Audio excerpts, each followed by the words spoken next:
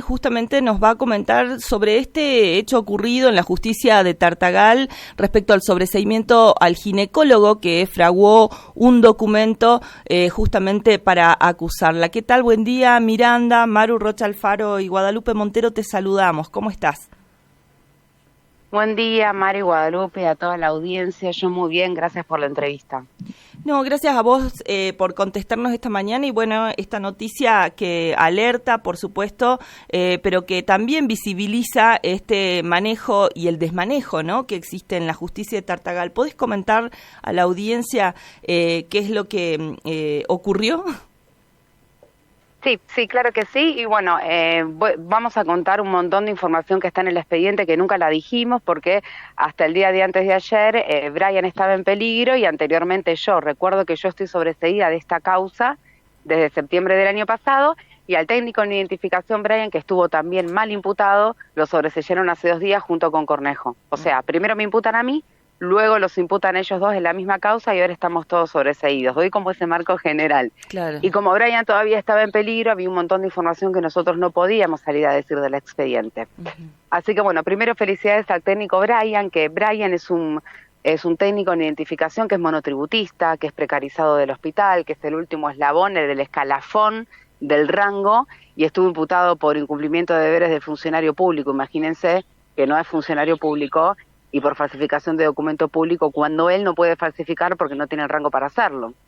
La cuestión, bueno, felicidades a Brian que está sobreseído porque él se enfrentó valientemente al doctor Marcelo Cornejo en el careo que le han hecho porque Marcelo Cornejo le dictó a Brian un instrumento que pusieron en la historia clínica diciendo que el feto había nacido con vida para dar rédito a la falsa versión mediática que circundaba.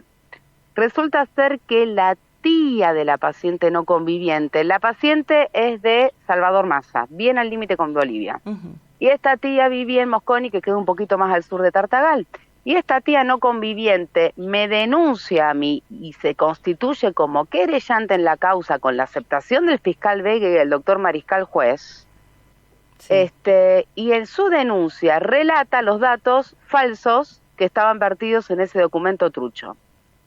Y cuando a la tía denunciante, querellante, que si mal no recuerdo es Silvana González Beatriz se llama, cuando ella fue a declarar como querellante, como denunciante de la causa, confesó que ella no tiene idea si nació o no con vida, que ella no sabe nada y que me denunció por insistencia de Claudia Subelsa.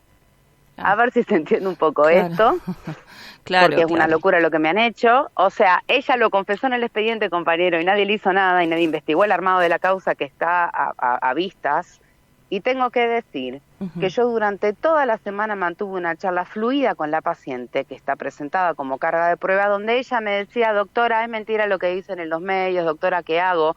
Cuando le dan el alta me pide ayuda y me dice, Miranda, estoy volviendo a mi casa y me está esperando su vez en mi casa. Claro. ¿Qué hago? Me decía. Y yo la contenía y decía, bueno, mi amor, decirle que no querés hablar con ella, que ella te expuso en los medios, que no tenés por qué, vos sos adulta, que está mal lo que ella te hizo, le digo yo, no tenés que decirle nada. Ahora, ¿qué pasó? Evidentemente Subelsa la esperó en la casa en el alta, ese jueves 26 a la tarde, no logró convencer a la paciente para que me denuncie, sí convenció a la tía. Y la tía dice que Subelsa la llamó ese día a la noche para convencerla de que la denuncie, que ella no me quería denunciar, que los familiares no querían que se meta en problemas, pero era una vida que mataron, con la versión falsa de que había nacido con vida y yo lo maté. Buah. Claro. Dicho todo esto, la cuestión es que tengo que hablar ahora del rol del fiscal Medina en todo esto, porque el fiscal Rafael Medina estuvo un poco ausente en el análisis, porque quien me persiguió fue el doctor Vega, pero Medina tomó cartas en el asunto, en mi causa, en 3 oportunidades. Primero, yo, bueno, cuento que mi judicialización empezó, si quieren ustedes me interrumpen y me preguntan, porque está bueno que repetir todo lo mismo. No, está bueno que hagas el raconto. Entonces. Sí, por favor. Hago un reconto. ¿Qué sucedió? Bueno, a mí me imputan en septiembre por delito de aborto, ¿sí? Sí. A pesar de que la historia clínica estaba perfectamente escrita, sellada por todos los profesionales, no había carga de prueba en contra mío.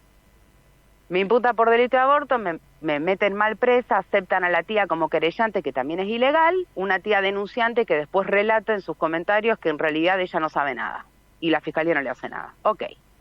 Después de eso, se da cuenta el doctor Vega que el certificado que dice que está con vida es trucho. A ver, no hubo nunca ningún profesional que haya declarado que lo vio con vida porque nació muerto. Y ese certificado dice Apgar 34 y nadie reconoce haberlo escrito. Y lo que dice Brian es, yo lo escribí porque Cornejo me lo dictó. Y Cornejo dice, no, yo no le dicté eso, le dicté solo el peso. Bueno, en fin. La cuestión sí, es que como tenía que imputar Vega por falsificación de documento público a Cornejo, termina imputando a Cornejo y a Brian, cuando Brian fue un técnico que solo hizo su trabajo, que es escribir lo que el médico le dicta. A ver si se entiende eso también. Claro. Brian no tiene nada que ver acá. Claro. Entonces, como Brian le gana el coreo a Cornejo porque lo enfrenta en el careo y genera las contradicciones de él y que todos cuando leemos el expediente nos damos cuenta que realmente Cornejo es culpable y está mintiendo todo el tiempo porque se dice, se desdice y no puede explicar un montón de cosas, por eso lo imputan, sí, está bien imputado Cornejo. Lo que dice Vega es, bueno, Medina, tomá vos la causa porque yo soy fiscal de graves atentados a las personas. No voy a investigar falsificación de documento público. Hacelo vos, Medina, le dice. Y Medina contesta, no lo quiero hacer yo. ¿Por qué? Porque conocer si nació con vida o no es importante para ver si yo no cometí un delito mayor. Pero a mí no me estaban imputando por homicidio. Lo mío era aborto sin consentimiento informado. Claro. A pesar de que el tratamiento era autoadministrado con pastillas.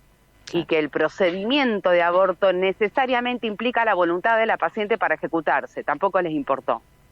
Más allá de eso, la realidad es que nació muerto, no hubo ningún solo testigo que lo haya visto con vida, porque nació muerto y a las 22 semanas no se reanima. Claro. Así que no tampoco tenía validez legal ese tipo de discusión, ni siquiera claro, ética. Claro. Entonces, ¿qué pasó? Rafael Medina, usando esos argumentos falaces y falsos, y a tono con el documento trucho de Cornejo, porque hay que decirlo, o sea, sí, Rafael Medina a tono con la versión mediática y el documento trucho de Cornejo, Gonzalo Vega también estuvo a tono con la versión mediática, porque Gonzalo Vega no paró a preguntarle a todos los testigos que iban sobre el feto con vida. Todos querían encontrar la versión mediática y no pudieron hacerlo. Claro. Y Medina parece que no leyó el expediente, dijo cualquier cosa y no autorizaba separar las causas. Hizo intervenir al procurador Castiela. ¿Qué dijo Pedro García Castiela? Le dio la razón a Medina. O sea, Pedro García Castiela, el procurador que nos debería proteger y hacer que los fiscales actúen bien, le dio la razón a un fiscal que emite una versión inverosímil mediática sin dar cuenta del expediente real que estaba apuntando hacia otras cosas. Bien. Pasado esto, esto fue en, lo que les cuento, sí, fue en noviembre, diciembre del 2021. Bien. A los 2 meses, en febrero, nosotros presentamos el segundo sobreseimiento. Sí. Y cuando presentamos el segundo sobreseimiento, Rafael Medina estaba como fiscal interino de la causa total porque Vega estaba de licencia. Y Rafael Medina me niega el sobreseimiento, diciendo otra vez las mismas tonteras, y a su vez, bueno, y diciendo que todavía no está probado que fue sin consentimiento, cuando ya expliqué el procedimiento de la... Imposible obligar.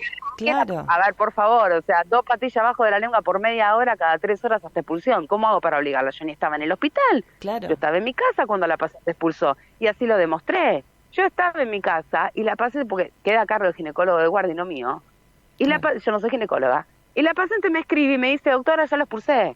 Todo lo presenté como carga de prueba. No les importó.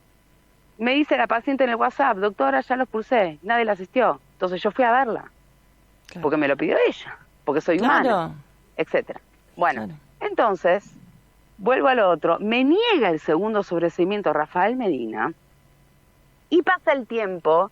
Y cuando a mí me sobreseen felizmente en septiembre del año pasado, con la intervención del doctor Oscar Guillén, que tengo que decir que es un brillante doctor, que es un defensor de los derechos humanos, que yo estaba padeciendo una persecución penal, por eso yo necesitaba un defensor de los derechos humanos para que me saquen de esto como él, que en 3 meses me resolvió el problema. Claro. Después de la intervención de Oscar Guillén y a mí me sobreseen, quedaba la causa de Brian y de Cornejo. Claro. Entonces, ¿qué dice Vega? Bueno, yo soy grave atentado a las personas, ya no investigo esto, hacelo vos, Medina, te la paso. ¿Y qué dice Medina? No, yo no puedo porque soy amigo de Cornejo, así que me excuso. Claro. Reconoce. Después, o sea, el tipo. El trato. Que fue a tono con el documento. A ver, Cornejo me armó la causa y está demostrado en el expediente. Claro. Medina en todos sus escritos iba a tono con la versión de Cornejo, nunca reconoció que era su amigo. y lo reconoce al final para no estar en la causa de Cornejo. Es una vergüenza, Rocha. Miren lo que estoy contando y está en el expediente, no estoy inventando nada y lo puedo probar todo. Tengo todos los escritos. Es una vergüenza. Pero bueno, hicieron eso. Y tengo que decir, repetir, porque yo estoy, o sea, uno describe y yo creo que la realidad supera la fantasía. Voy a decir otra cosa del doctor Vega, si me permiten. Sí. Que que algo de Vega, que él me persiguió durante un año con sus escritos, con sus arbitrariedades. Fue horrible lo que me hizo. Y Vega, que me mete en presa a mí 10 días después de una denuncia de una tía no conviviente a quien acepta como querellante, que tengo que contar que el doctor Vega la aceptó como querellante hasta el final, aun cuando ella reconoció que no sabía nada de lo que había sucedido y no sabía si nació no convive y mintió en su denuncia. Bien. Y encima, en la denuncia que ella emitió, están los datos del documento trucho, que ella sabía fiscal que era trucho, y no le hizo nada. Claro. Bueno, vuelvo un poco con lo de perdón. Porque es que sí, es un desmanejo, un desmanejo de la justicia, por eso queríamos escuchar el relato, porque, digamos, vos tenés... de algún segundos para contar lo que pasó con Vega después, porque Vega me estaba persiguiendo a mí judicialmente en febrero del 2022, y en nuestro hospital fallece Aldana Kiko, que es una paciente Gucci de 15 años, que ingresó en la guardia de Patricio Parramarín con un feto muerto e infectada, y estuvo más de 12 horas en la guardia del señor, y el doctor no le hizo la cesárea, y la paciente se murió. No le hizo la cesárea a pesar de los reclamos de los familiares de la paciente de una clara indicación médica. ¿Qué hizo Vega? ¿Lo imputó? No lo investigó y está la causa dormida. Y a mí me metió en cana de día por un aborto legal. ¿Y qué dice Vega en los medios de comunicación cuando una periodista del diario Clarín le pregunta por qué no investiga el caso de Aldana Kiko? El doctor responde, no, porque no vienen a las audiencias los familiares. Pero los familiares viven en la Puntana, y semejante muerte se investiga de oficio, nos mienten en la cara. Yo digo, el Estado y todo el pueblo argentino, no todo el pueblo argentino, digo, el Estado, los tartaganenses, le estamos pagando a esta gente para que impartan este tipo de justicia, que no investiguen a los delincuentes, que a mí me metan en cana por la venganza de un tipo que está claramente entroncado con la casta judicial tartaganense, que es amigo de Rafael Medina, y nunca lo dijeron, y Medina intervino en mi causa y me armó la causa Cornejo. Entonces, ¿qué defensa tenemos? Y el procurador, que debería estar controlando todo esto, está a tono con Medina y con Cornejo. Bueno, es un montón. Sí. Entonces, frente a tanta cosa, ¿qué me queda? Bueno, yo a la justicia penal no voy a ir porque la pierdo, pero sí yo con toda la información que tengo, aparte de salir a hablar en los medios y la comunidad, y pedirles a todas las mujeres de Tartagal que no se atiendan ni con Parra ni con Cornejo para protegerse, porque siguen trabajando en actividad privada. Bien. Me queda la justicia administrativa y la del Tribunal de Ética. La justicia administrativa es el Ministerio de Salud Pública. Yo ya presenté mis escritos y se está tramitando. Y en el Tribunal de Ética del Colegio de Médicos, yo presenté todo para que le saquen la matrícula. Claro. Ahora, el Tribunal de Ética no está laburando, porque yo tengo que contar también que Patricio Parramarín dio un falso testimonio garrafal en mi causa penal, porque él asistió a la paciente el otro día y que su falso testimonio con animosidad, que está todo probado también que es falso, lo usó mucho Vega para perseguirme, y que yo todo eso lo presenté como carga de prueba en el Tribunal de Ética del Colegio de Médicos el año pasado, en el 2022, en noviembre y diciembre. ¿Y saben qué? Sí. El número de expedientes eran 11 y 12, 2022. Es decir, mucho trabajo no tuvieron en todo el año los miembros del Tribunal de Ética del Colegio de Médicos. No hicieron nada. Bien. Y cuando yo les mando cartas para pedirles respuesta por mis notas presentadas y la cuestión grave que estamos viviendo como sociedad, porque no es que a mí me intereso yo. A ver, yo me dedico en el hospital a hacer diabetes y atiendo en la ruta 86. Yo no me vinculo con esta gente. Pero digo, es un atropello a la sociedad y yo me siento parte de la misma. Sí, tal Entonces, cual. ¿qué le pido al Tribunal de Ética? Actúen, porque hay mujeres que están atendidas por este tipo y nadie hace nada y están entroncados con la justicia penal, así que hagan algo ustedes, al menos. Y que me dicen, no, que yo no puedo participar del proceso investigativo, todavía no resolvieron nada, ya pasaron 9 meses, tanto trabajo no tienen, y me dicen que yo no puedo insistir ni nada porque las víctimas no participamos de los procesos. O sea, el Tribunal de Ética del Colegio de Médicos de la provincia de Salta tiene una reglamentación vetusta, me explica el doctor Oscar Guillén. Claro. Argentina, ha firmado en los últimos años convenios internacionales de derechos humanos en donde las víctimas podemos formar parte de los procesos acusatorios. Claro. Y no me lo permite el Tribunal de Ética. No solo no me lo permite, sino que tampoco labura mucho porque, insisto, el año pasado, a fines de año, tenían 11/12/22 mi número de expedientes, o sea, 11 expedientes en un año, van 9 meses y no tengo respuesta. Bien. Entonces, frente a esta situación, cuento otra anécdota. Sí. El consultorio de aborto sigue funcionando todos los lunes en mi hospital. Por mi equipo de medicina familiar y comunitaria, es un consultorio interdisciplinario con psicología, y yo atiendo al lado de diabetes.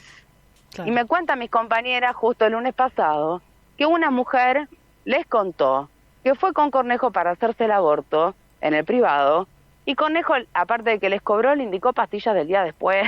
Claro. Entonces estamos hablando de esas cosas, digamos. Claro, sí. Como nadie hacen, los que tienen que controlar no nos ayudan, bueno, hablemos como sociedad en los medios, como estamos haciendo ahora, difundamos esta información y que las mujeres de Tartagal no se atiendan con estos tipos. Exactamente. Yo no veo otra salida. Exactamente, porque yo me imagino que después de haber pasado una causa y toda la situación que te tocó vivir, recordemos que Miranda fue encarcelada por unas horas en Tartagal, pero en ese momento vos no sabías que eras unas horas, venías siendo hostigada, además consecutivamente, por ejercer, digamos, tu profesión conforme a la legislación vigente. Estamos hablando de la Ley de Interrupción Legal del Embarazo, de la Ley de Interrupción Voluntaria del Embarazo, y esto ocurrió lamentablemente en el año 2021, y desde allí tuviste que soportar todo este raconto que hiciste en torno a la justicia o a la injusticia que existe en Tartagal, y que centralmente estamos hablando de impartir derechos a comunidades vulnerables. Vos recién hiciste mención a casos o a personas que viven en La Puntana, y eso a mí me gustaría contextualizar un poco digamos, los lugares. Son lugares alejadísimos, las mujeres no llegan fácilmente a un hospital, ¿no? Y cuando hacen el contacto con las doctoras, con los doctores, tienen que ver también, digamos, con un título, o sea, van al médico porque necesitan saber qué pasa, qué ocurre, ¿no? No es que pueden ir hoy, mañana se toman un colectivo y van y te ven y pueden resolver, ¿no? Su situación. Yo asistí en Santa Victoria mucho tiempo, tengo conocimiento, y a La Puntana yo iba todos los miércoles a atender, así que conozco mucho La Puntana, y es una zona de difícil acceso, ruralidad extrema, donde no llega la señal. Entonces, que el fiscal Vega nos diga en la cara a los tartagalenses, como hizo en el diario Clarín, que no investiga el asesinato de Aldana Kiko, porque los familiares no van a las audiencias, es un montón. Claro. Eso es un montón. Y es una vergüenza. Y también quiero, por eso, en un comunicado que hice, los tildos de racistas. Claro. Porque imagínense si Aldana Kiko no hubiera sido Aldana Kiko y hubiera sido una mujer criolla de Tartagal.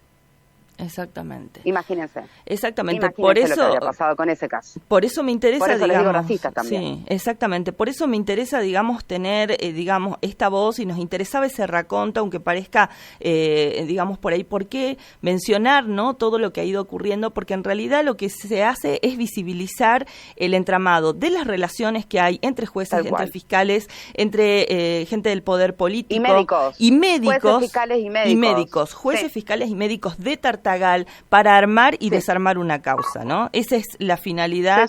Y en ese punto, bueno, la verdad que, bueno, agradecerte primero por la entrevista esta y porque está saliendo a visibilizarlo a los medios, a un tema que es difícil y que además sabemos quienes militamos estas temáticas, esto también impacta fuerte, ¿no?, en tu profesión. ¿Cómo estás pudiendo desarrollar hoy allí tu profesión? La desempeño siempre normalmente. Yo tengo que contar que a mí el hospital nunca me rechazó, que la comunidad de Tartagal tampoco, que mi escrache fue solo mediático, y acá me tratan con mucho amor, respeto y cariño, y es recíproco. Bien. Amo trabajar en mi hospital con mi equipo de trabajo. Yo me dedico a hacer diabetes y voy a la ruta 86 el resto de los días. Me encantan mis pacientes, hago todo normal y no tengo ningún problema. Tengo que decir que el doctor Marcelo Cornejo está suspendido de mi hospital 5C de Averes desde el 3 de septiembre del 2021, no por lo que me hizo a mí, sino por otros motivos. Y el doctor Parramarín, desde que hizo lo que hizo con Aldana Kiko, ya no hace más guardias en mi hospital, pero sigue atendiendo los periféricos. Pero ellos dos siguen trabajando en el privado en Tartagal. Por eso estoy peleando en el Tribunal de Ética, para proteger a las pacientes del privado que no son las mías. Yo no me vinculo con estos profesionales. Bien. Y eso también aclarar, porque y creo en el que hospital, acá... obviamente que todos sabemos quiénes somos, ¿no? O sea, yo hace 4 años trabajo acá, trabajé en pandemia, trabajé en un montón de situaciones complejas, o sea, ya nos conocemos entre todos. Yo estoy muy tranquila, recibo mucho amor y cariño de parte de todo el mundo, como siempre, y por eso me quedo acá, y me sale el contrato acá, y me quedo a vivir en Tartagal trabajando. Bien. Ya me salió el contrato.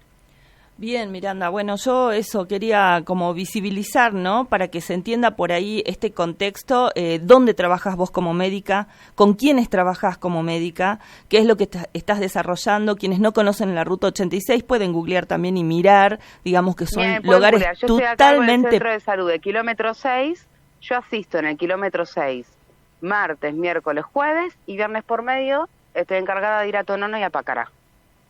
Bien. Y hago docencia con mi equipo de trabajo, que son los residentes de primer año que vienen conmigo y aprenden conmigo a hacer medicina familiar y comunitaria. O sea, yo tengo un rol asistencial y docente en el hospital. Esos 2 roles. Para y en términos de medicina comunitaria, ¿no? Y tenés una causa armada por la justicia de Tartagal por haber aplicado una ley vigente. Además. No, ya no está armada, digamos, sí, ya estoy pero sobreseída. Ya sobreseída, pero la causa se armó y luego fuiste sobreseída, pero después de ¿cuánto? 2 años fueron, ¿no es cierto? No, 1 año. Un año de persecución penal. Un año que padecí. Fue horrible lo que me hicieron. ¿Qué voy a decir? Bien. Y yo tenía que ir todos los lunes a firmar a la fiscalía, porque a mí me liberan con una carta de liberación de detenido y me ordenaban a ir todos los lunes a firmar a la fiscalía. ¿Saben qué hacía? Yo iba con el pañuelo verde en la mano, no saludaba a nadie, firmaba y después de firmar me iba a atender aborto. O sea, iba a la fiscalía a firmar porque estaba imputada por aborto y después me iba a hacer cargo del consultorio de aborto en el hospital. Fíjense las cosas que pasan. Bien. Es una locura, porque el Estado jamás le dio, o sea, salud pública, que es sensata y que leyó la historia clínica, aunque la justicia nunca iba a decir, esperemos Miranda a ver qué dice la justicia para que sigas atendiendo. No, todos me bancaron. Claro. Y bancamos la estructura, y bancamos la asistencia, y el consultorio siempre siguió funcionando. Perfecto. Es más, sigue funcionando el día de hoy ya con otras personas, porque nosotros hacemos docencia, nos multiplicamos, no soy yo la única que. Entonces ahora está a cargo de otras personas en el hospital, que lo hacen hermosamente bien, funciona todos los lunes, se anotan todos los lunes sobre la calle Tucumán de 8 a 9, y a partir de las 9 atendemos en el consultorio uno de los nuevos, y yo al lado estoy haciendo diabetes por cualquier consulta que ellas puedan tener. Bien. Pero la verdad es que todo funciona con total normalidad y estamos garantizando el derecho de las mujeres. Bien. Como siempre. Bueno, la verdad que te agradecemos el contacto en esta mañana y sobre todo por haber hecho este raconto de la persecución y de lo que es la justicia patriarcal racista, ¿no? Racista y patriarcal sí, allí. Racista y patriarcal. En Tartagal, exactamente. Y también el desmanejo de la casta médica, ¿no? Porque si hablemos de casta, hablemos de la casta de la justicia. Pero claro, y hablamos de la casta médica y de la casta de la justicia. Claro que sí, así es lo que pasa, lamentablemente. Pero bueno, de a poco yo creo que vamos a ir mejorando. Sí, te agradecemos el contacto, Miranda, que tengas buena jornada, ¿no? Gracias y buen a ustedes trabajo. por la difusión. Igualmente para ustedes. Abrazo enorme. Hasta luego. Chau, chau.